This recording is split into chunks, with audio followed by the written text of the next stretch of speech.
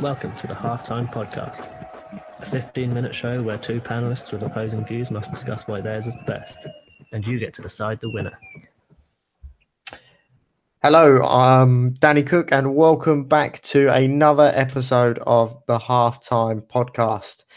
Today, I'm joined by one very insightful panelist, which is our resident Brighton fan and head of content for Halftime Cuppa, Charlie Pumfrey. Charlie, great to have you on again. Thanks for having me, Danny. Yeah, good to be back. Always great to have you on. Always great to have you on, of course. Now, today's topic, as you've probably seen in the title, and I'll just explain what that is. Charlie's going to share his thoughts on whether we will see an English team lift the Champions League trophy this season. Now, obviously, we have two remaining English sides who are going to battle it out in the quarter-finals. And they, of course, are Liverpool and Manchester City. And we'll come on to that in due course. But, Charlie, how would you rate the English performances by English clubs, in the competition so far? I'd say mixed, to be honest. I mean, you look at Liverpool, Man City, and I think they've had some really strong performances. I mean, come on, if you're in the knockout stages and you're beating teams 4 or 5-0 away from home, that's not exactly a bad performance. I mean, then you look at the other three. You look at Man United, who went out without ever really trying to win either leg against Sevilla, which I think was just poor and disgusting is probably a better word. Chelsea put up a fight, but I mean, Lionel Messi made quick work of that. And then Tottenham, I think out of those three, surprisingly, out of Manchester United, Chelsea, and Tottenham were the ones that looked more likely to go through. I mean, for a large chunk of their game against Juventus, they were looking. From being 2-0 down away from home, they went to being 3-2 up on aggregate at home with 45 minutes to play. Yeah, so I think it's yeah. So obviously you're sort of coming to the conclusion that Tottenham, out of all those teams, other than obviously Man City, Liverpool, who are still in the competition, but Tottenham, out of those teams that have gone out, they were the team that probably could have got through to the quarterfinals as well. Probably, but I mean, when you play Juventus, there's just, I think nous is the word, isn't it? Experience. When you've got players like Buffon, Chiellini, Barzagli, they've been down that road more times than most of those Tottenham players would have combined. So, yeah, very true, very true. And out of obviously the same teams that have gone out, who would you say has been the biggest disappointment? Oh, I mean, if you look at the ties they had, it's got to be Man United, no question. The absolute anti-football that Jose Mourinho was playing in both legs. I watched both games completely, fully, and they just played such negative football. And if you look at a team like Sevilla, they've conceded 4 or 5 goals in games in recent times as well. I mean, the weekend after they beat Man United, they lost 2-1 at home to Leganes, I think. So it's to not try and attack that team is ludicrous, especially with the attacking talent that Man United have, and to have even improved in January. I think that's just the worst performance for me. Yeah, I have to agree. I have to agree with you there. Chelsea, very unlucky in the grand scheme of things to be drawn against a Barcelona side who, I mean, let's face it, when you've got Messi against you, you're always up for a tough game, aren't you? He is a magician in with football. So, yeah, I think they were always going to be up against it. So yeah, I agree there. Tottenham, I do feel, I'm sharing the same view as you here, because I think Tottenham did play some really good stuff, and for large parts of that game looked as though they were going to get through. But just switched off for, I would say, probably about 20-minute period over the 2 legs or something like that, and it's cost them. Absolutely. Yeah, that's the mark, isn't it, of the top the elite teams in Europe, that you can switch off for 20 minutes out of 180, and that's it. The tie's gone, dead and buried. Yeah. Now, moving on to another point, the media has obviously been reporting on English clubs and how they've been getting on in Europe over the last few years, and sort of saying, "Oh no, like the English clubs aren't doing so well in Europe." Do you feel that this is kind of are you seeing any sort of change this season compared to other seasons?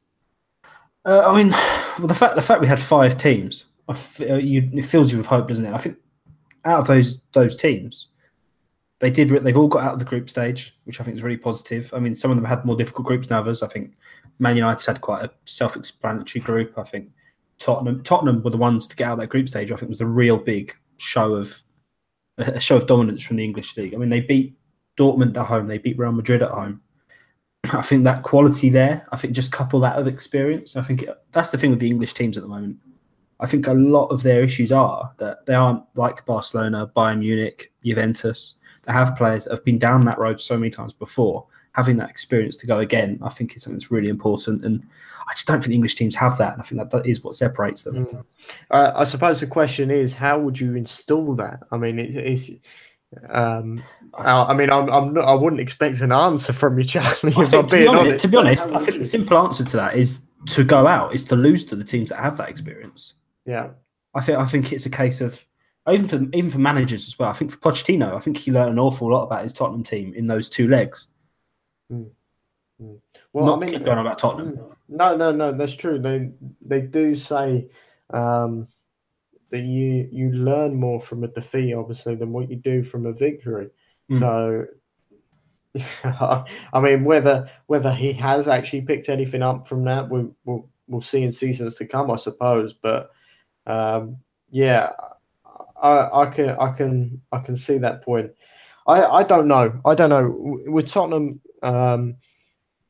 again, don't want to make this all about Tottenham, but Tottenham, they've obviously had some good European ties over the years. I'm thinking back to, I believe, the Harry Redknapp days. I can't remember who they went out to. Inter Milan? No, not Inter Milan. Real Madrid. Could be. To be honest, I can't tell you off the top of my head, but I remember that game. I remember watching the game. I can't remember the other team, funnily enough, but Tottenham, like they're getting these experiences. So yeah, you'd like to think that they would build on that, but it's just whether they do. I think the one issue really with the Premier League is how competitive it truly is, because there's no guarantee that if you're in the Champions League this year, there's no guarantee you'll be there next year. I think if you look at Chelsea, they're 5th at the moment. They're not looking like a sure bet to go through. And so actually, having that experience of building that by losing and things like that, actually, you need the consistency to go again the next year and try and really push on. And the problem is you have no guarantee that you're going to do that. I mean, Liverpool this year could have a really good year, get to the quarterfinals, maybe go out to Man City. Obviously, we'll come to the draw in a bit, I imagine. But there's no guarantee that they could be there next year. I mean, it looks like they will be. And I think it's just trying to build that consistency. I think that hurts English teams, because I think you look at the other elite teams, Juventus will qualify every year. Real Madrid, Barcelona will qualify every year. Bayern will qualify every year. There's no threat to that. And so as such, you can just keep building on that every year. Yeah, that's a good point. That's a good point. And I suppose two points to come off the side of that. The fact that there maybe is that lack of competitiveness in the other leagues, and the fact that Real Madrid will more often than not qualify for the Champions League means that surely they can rotate, right? They can rotate and rest their players. Well, absolutely, yeah. You don't need, in the Premier League, you probably need to play your strongest team for 90% of the games. Whereas if you're in Spain, if you're Real Madrid, you could probably get away with 60, 65% of the games playing as strong a teams you can play, playing maybe that top 10. And I know they have been surprised this year, actually. So I think the quality, maybe that's a slightly different conversation. But if you're Juventus, you don't need to play Dybala in every game. If you're Bayern Munich, you don't need to play players like Hummels and Boateng. And I mean, yeah, it's a whole different conversation about Bayern. But yeah, I agree. Yeah, and obviously, a side note off the back of that, Premier League, lots of money. Do you think that money's maybe influenced that sort of, I suppose, decision to get things right domestically before getting things right in Europe? I think to an extent, but I think for those elite teams, the Champions League's the target, isn't it? I think for any English team in that top 4 or 5, I mean, Arsenal on the periphery of that. I think their aim is really to get into that top 4 so you can go for the Champions League. And I think that is really, and building up that for the financial wealth they've got, is to put that into the playing staff and be able to go and win the Champions League. I think that's the end goal for every English team. Okay. Moving on, what are your thoughts ahead of the Liverpool-Man City semi-final then? My heart tells me it's going to be a real. Oh well, it's going to be a festive game if that makes sense. There's just going to be. I think there's going to be lots of goals. I think you look at Man United, you look at Liverpool. They should, on paper, attack each other, but my head tells me I think there will be. I think Pep will go out there and he'll control the game rather than trying to obliterate Liverpool in the first leg. Yeah, just to clear things up, I think I said semi-final there. It's quarter-final. Oh, quarter-finals, yeah, I didn't think But I think the first leg is always quite a tetchy one, isn't it? It's quite a close one. And I mean, the away goals is going to be important. If Man City grab an away goal in that first game, then I think Liverpool have to come out to play at the Etihad, and hopefully that means they open themselves up, doesn't it? I think they're geared to do that, though, aren't they, Liverpool? I think actually of all the English teams, they are the one. Well, maybe them and Tottenham. I think Liverpool are the ones geared if they need to. I think they will fly out of the blocks at home. I can see Klopp. Klopp will definitely play the front three, won't he? There's no question. Oh yeah. He's not going to play a weakened side, is he? Let's be honest. Well, no, but it's also not a case. He's not going to try and be defensive. No, he's not going to sacrifice Mane, Firmino, or Salah for a Emre Can, is he, or a James Milner? He's not going to, find a Ricky Lambert out of nowhere. No. Bring him back in and chuck him up top. Yeah, no. I think we kind of see what type of attacking elements are going to be in the game. It's just going to be a case of who's going to score the goals. I think personally. I think, to be honest, it depends how well Man City adapt to that. Because if you look at the game at Anfield this in the league. They didn't look ready for it, which is the one time this season you can say that about a Guardiola team. Yeah, it'll certainly be an interesting match to say the least. We're going to go one step further here. Will we see one of those two English sides win the Champions League trophy this season? Do you know what? I think winning it is such a lottery in the semi-finals, and quarterfinals, even where we are. But actually, I think there's definite quality. I think Man City will get through. I think Guardiola's too clever a manager to be knocked out by Klopp. Klopp's a good manager, don't get me wrong, but this Pep team is probably the best Man City team they've ever had. And actually, I think they've got a real chance. I think they've got a real chance of getting to the final. But like I say, it's such a lottery. I mean, they could get to the semi-finals and draw a Barcelona or Real Madrid or a Bayern Munich, which looks likely. And that could be it. That could be game over. Yeah, and just on that then, so the other quarterfinals, we've obviously got Juventus and Real Madrid. Which way are you opting for that one then? I've got to lean towards Real Madrid. Madrid. It's so difficult. Juventus are very clever, very smart, but I think the fact that I've just looked get their first games at home, the first leg, and I think they'd rather have it the other way around. They'd rather go to the Bernabeu, have something to protect at the I can't remember their stadium's called now, at Juventus, at their home ground. Yeah. And I think actually Real Madrid will go to Juventus, and I think they'll try and attack. And with the front, Real Madrid's front three, attack has a very good way of coming in under the radar almost. That Ronaldo's been written off all season, and yet in the big games he seems to still be cutting the mustard. Yeah. And very briefly, Seville by Munich. I'm guessing you're backing Bayern for that Munich. One? I mean, they made Besiktas look silly. Yeah, I mean, no real surprise there at all. Just a quick shout out in that game. Yeah. Shout out to the cat that got man of the match. The cat. Yeah. Okay, well, you just heard the full-time whistle there. We'll just run over slightly. The cat, yeah. I don't know if you saw the two club accounts tweeting each other. I saw that. That was quite funny. Yeah. Yeah. That. So when you've got that much mockery, and I think they've just got, again, they're like Juventus, but I think a little bit more attacking now. And obviously the final quarterfinal is Barcelona and Roma. Are you back in Barca for that one? It's got to be Barcelona. They seem to play each other every year in the Champions League, whether it be in the group stages, the knockout rounds. But I mean, Roma looked ordinary against Shakhtar. Yeah. If they look ordinary against Barcelona, then you're going to end up with a cricket score. You're going to be in trouble. So you've obviously gone Barca, Man City. Bayern, and Madrid. Now, if you're Man City in this case, it could be Liverpool. But if you're over at those clubs and you make it through, who would you most like to play, or most likely want to play out of those remaining teams? So Real Madrid, Bayern, and Barca. I think Real, in all honesty. And why is that? I think they're good. And like I say, Ronaldo turns up whenever he wants. But I think that City team is so well geared to make that Real Madrid team look ordinary.